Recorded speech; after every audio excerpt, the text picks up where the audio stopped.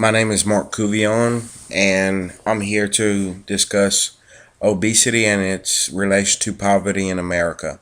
Obesity was first declared an epidemic in 1980, and ever since then, it's gotten worse and worse. These pro health companies make the cost of healthy foods sky high. The cost of healthy equipment is up there as well.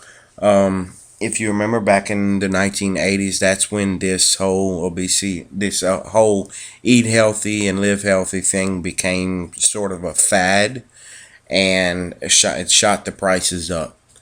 I believe this is an advertising technique made by these pro health companies, and I believe the government can help regulate it.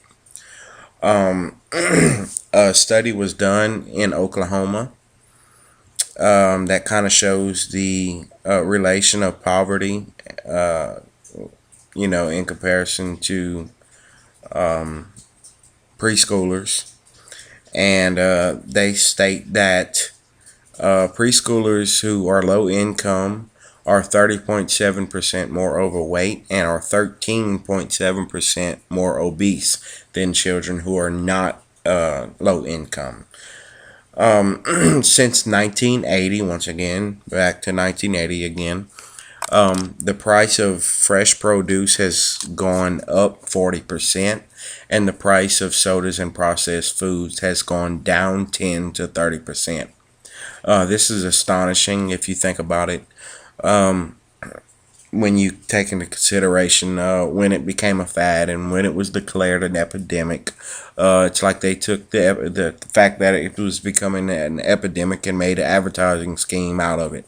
The government regulates electricity. They regulate anything deemed a necessity. Hey, they've deemed cell phones a necessity, so they regulate the cost of those now. Those are not life or death, but obesity is, folks.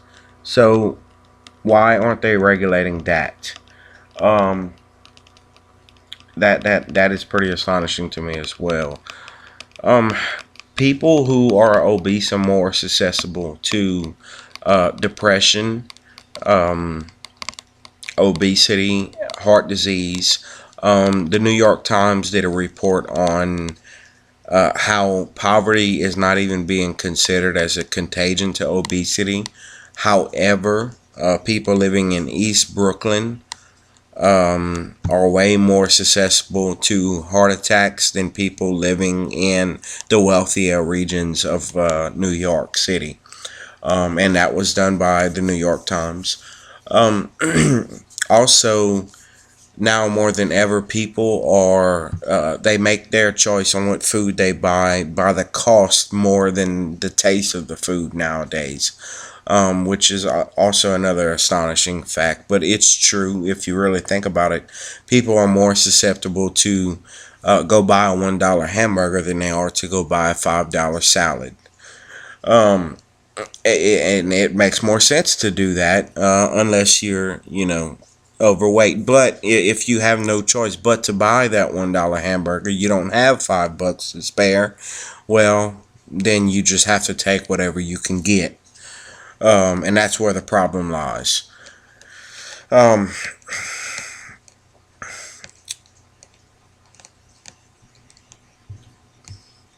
I'm gonna take this time for a second, and I wanted to go over a few things. Um, these big pro health companies and any major company, for any of you who may be doubting this, I'm going to give you a fun fact here.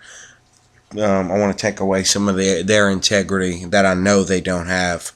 They have what's called subliminal messaging, and it's kind of in a way forcing people to buy their products is what it does.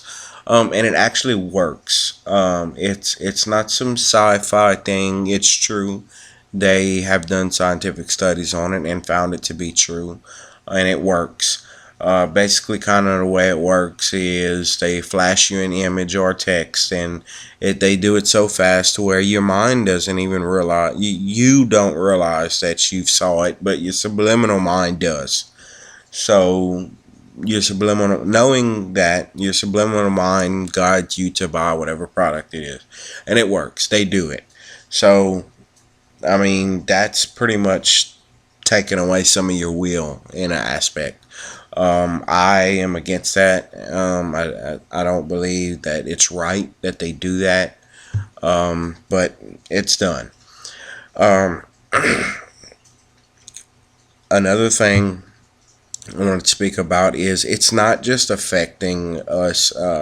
It's not just affecting people in poverty. It's affecting people in the middle class as well. I've interviewed several people who are in the middle class, and they have the same problem. One lady actually said that she wanted to keep her name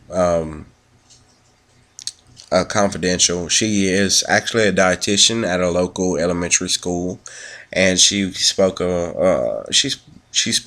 She spoke how she is forced to buy some things not healthy for the school because they don't have money for the healthy foods.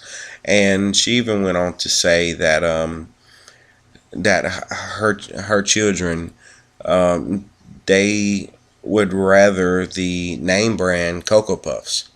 It tastes better, and it's true. It does. It does taste better, but she doesn't buy that. She buys the bag of off-brand Cocoa Puffs, which do taste very similar, but not quite as good. And this just goes to show you that now more than ever, people are using the price of foods over the taste of the foods.